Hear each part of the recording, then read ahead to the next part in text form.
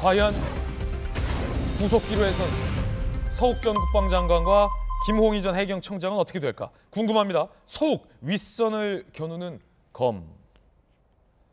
서해 공무원 피살 사건과 관련해서 전 정부의 책임 있는 국방장관과 해경청장이 이걸 은폐하려 했다. 월북으로 몰아갔다. 검찰의 시각입니다.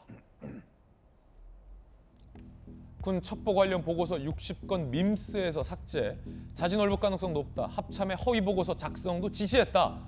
검찰은 이렇게 봤습니다. 월북무리 조작을 위해 확인 안 된 증거를 사용하거나 기존 증거 은폐 및 실험 결과를 왜곡했다. 김홍희 전 해경청장에 대해서는 검찰이 이렇게 봤습니다. 직권남용 및 허위 공문서 작성 등 혐의로 구속영장을 검찰은 청구했습니다.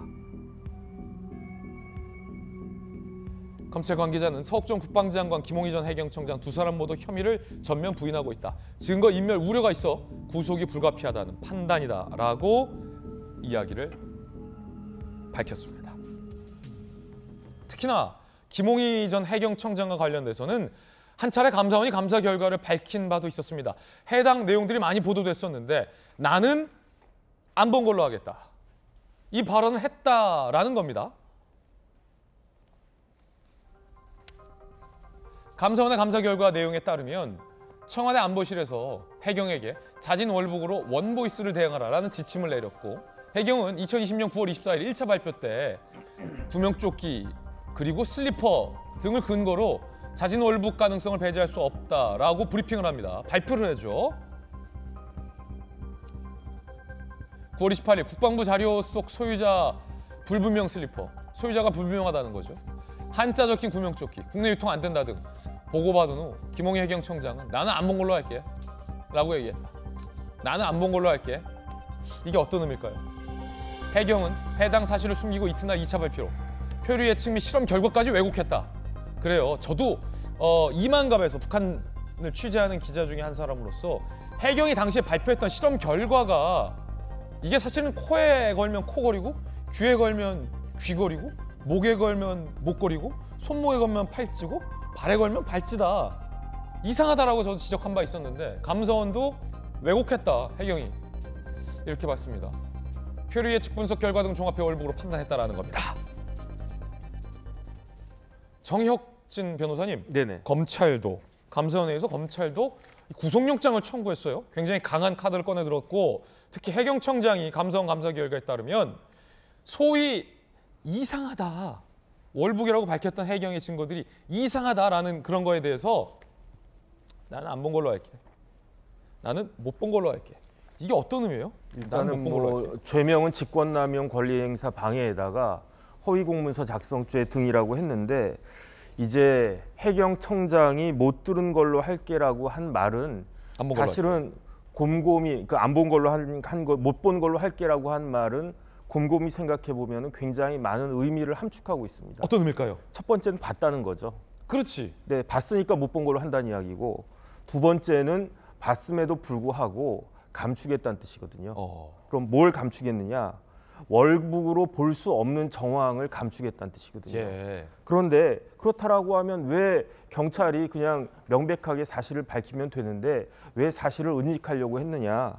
지금 보면은 문정권 입장에서는 이대준 씨가 월북을 했어야 된다는 이야기예요. 왜 그러냐면 우리나라 공무원이 북한 사람들한테, 북한 군인한테 총살을 당했단 말이에요. 시신이 불태워졌단 말이에요. 그런데 이 공무원이 실족해서 떠내려 가가지고 거기서 총살 당한 것하고 스스로 자진해서 월북한 거하고는 우리 국민들, 남아있는 우리 국민들한테 다가오는 느낌이 180도 다르다는 이야기죠. 그러니까 자진 월북했어야 저 사람 죽을 짓을 했네 이런 식으로 몰고 갈 수 있었다는 이야기인 거고 두 번째는 그 사실이 있고 난 다음에 얼마 지나지 않아서 그 문 대통령의 무슨 행사가 있지 않았습니까? 영상으로.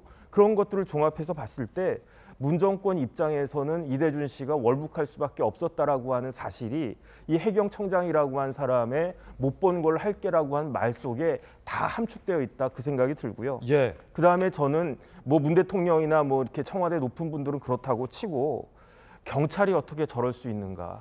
경찰의 존재 이유가 뭡니까? 우리나라 시민들의 생명과 재산의 안전을 지키는 역할을 하는 것이 경찰인데 예. 그런데 경찰이 그걸 갖다가 그 방기하고 사실을 왜곡하려고 했던 거 아니겠습니까?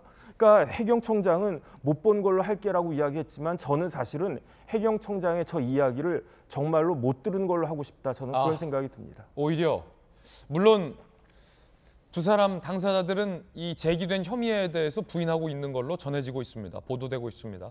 그런데 구체적으로 뭘 부인하고 있는 건지에 대해서는 정확히 모르겠습니다. 나는 안 본 걸로 할게라는 말을 안 했다는 건지 아니면 했는데 이런 혐의에 대해서 인정하지 않는다는 건지는 정확히 알 수 없습니다. 자, 어제 법사위에서도 이 논란 뜨거웠는데 어제 법사위 국감에 늦은 시간까지 있다가 오늘 바로 이 자리에 나오셨어요. 전주혜 의원님. 어떻게 보십니까? 어제 낮에 12시 정도, 낮 12시 정도에 영장이 청구됐다는 이제 뉴스가 나오다 보니까 오후 국감에서 어제 또 송경호 중앙지검장이 국감장에 나왔거든요. 예. 그래서 이제 뭐 저도 물어보고 몇 명의 이제 의원님들이 물어봤습니다. 영장 청구를 한 이유가 뭐냐?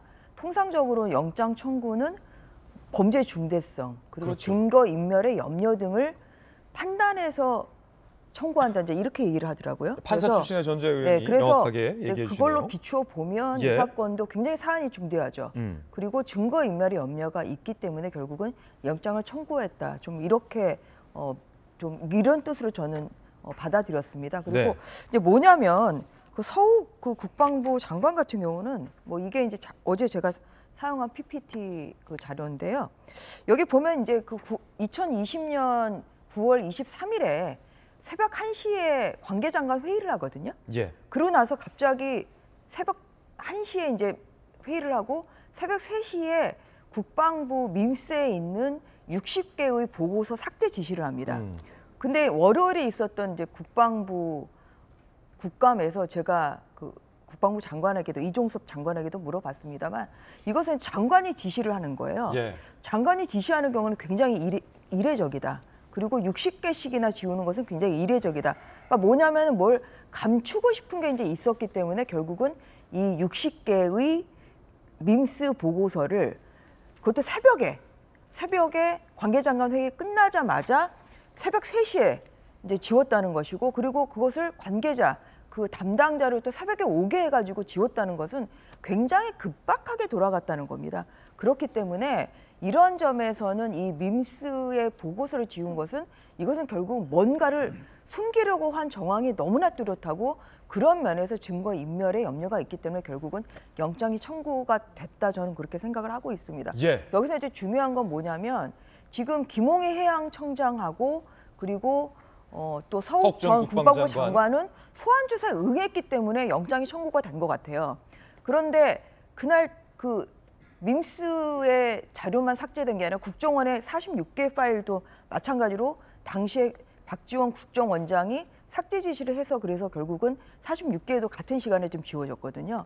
그래서 근데 이 박지원 전 국정원장과 좀 서훈 예. 안보실장은 지금 소환 조사에 응하지 않고 있다 이런 보도가 나오고 있습니다. 그래서 이분들도 조속히 소환을 해서 예. 또한 필요한 경우는 영장을 청구해야 되고요.